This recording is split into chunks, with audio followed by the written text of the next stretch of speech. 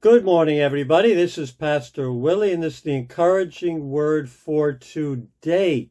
Wisdom for life. And I'm talking about practical wisdom for life protects us against the traps of Satan. Yes, Satan sets traps. But a person who has God's wisdom recognizes the traps. And when we recognize the traps, we avoid wrong decisions. We avoid regret in our life. We avoid going down paths that lead nowhere, that just lead to brokenness. We avoid pain. So wisdom for life, not just head knowledge about God, but practical wisdom on how to choose, on how to live.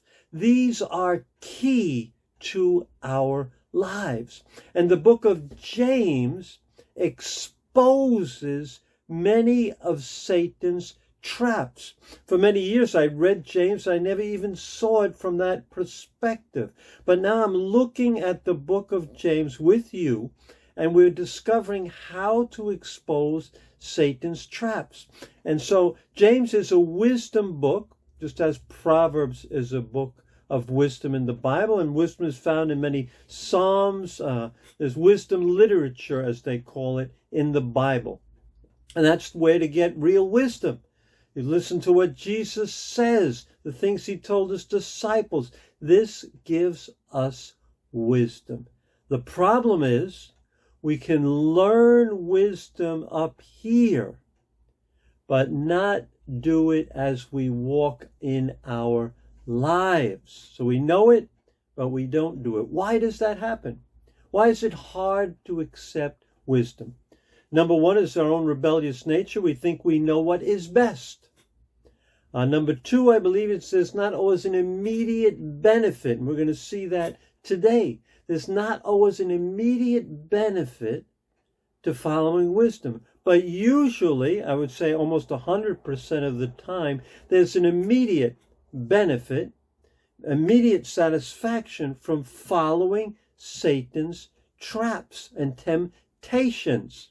Just think of it in the area of lust. It's an immediate benefit to commit adultery.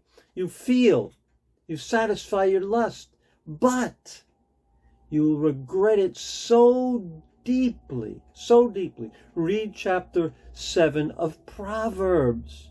But in the moment, we need wisdom in the moment, not in church, not when everything's going good. We need wisdom in the moment, how to respond to somebody.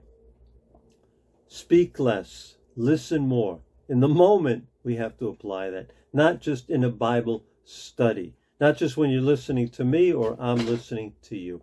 And in addition to all these things, other people and society pressures us to go along with the way they go. So it's easy to learn wisdom, but it's not so easy to apply it in the moment.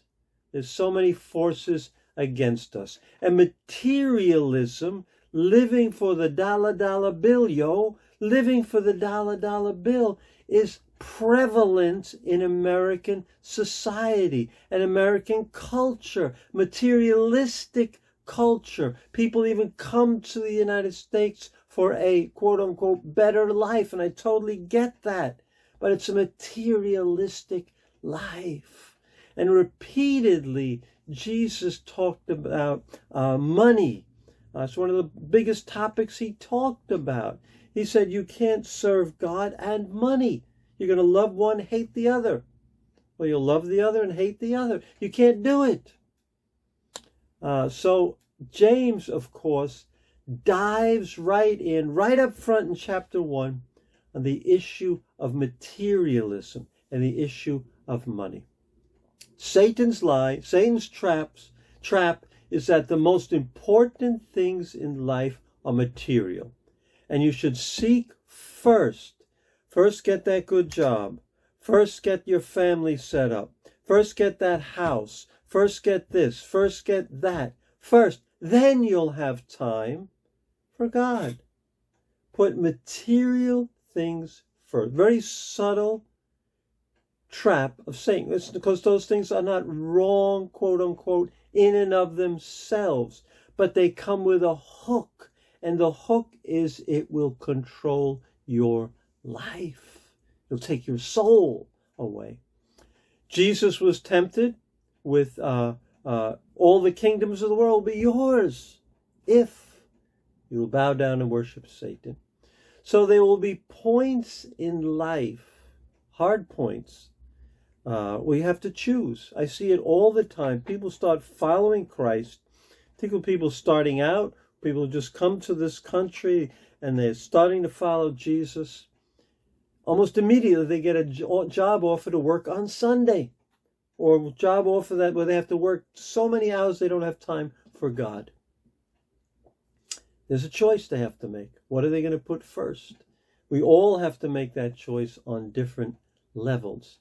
So James addresses it right up, because I believe if you don't deal with this issue in your life, you don't have wisdom. It affects everything else in your life. That's how big, that's how important it is. So James talks about plants. Yes, that's right. Plants, flowers, just natural, because we can understand that. So listen with me to James chapter 1, verse 11. This is what he says. For the sun rises with scorching heat and withers the plant. Its blossoms falls, its beauty is destroyed. In the same way, the rich will fade away, even while they go about their business. Now we can understand the plant. It's so beautiful. It looks so good when we look at it. We buy them, we plant them, we take care of them. But it dries up. Dries up. He says, for the sun rises with scorching heat and withers the plant. This is a fact we all know from nature. No one can deny it.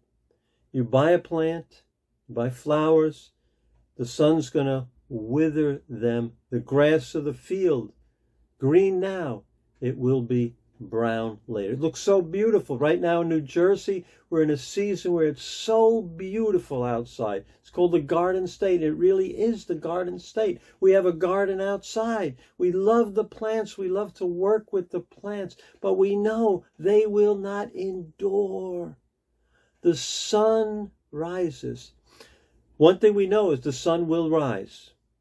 That you can't say, well, the sun's not. Well, this year, there won't be any scorching heat.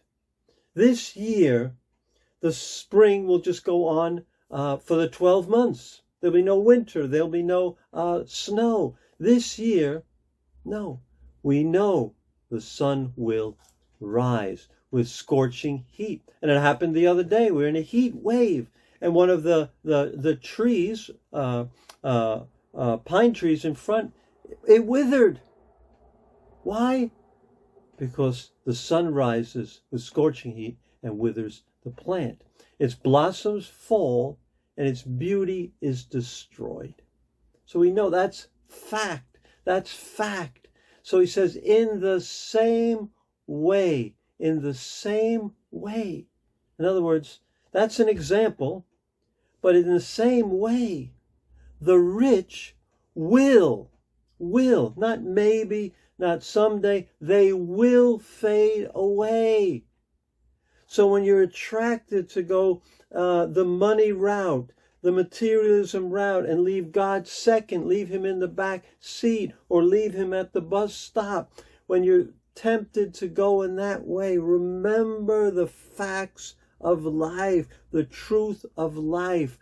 The plant will fade. Looks beautiful now, but it will fade. The rich will fade away even while they go about their business.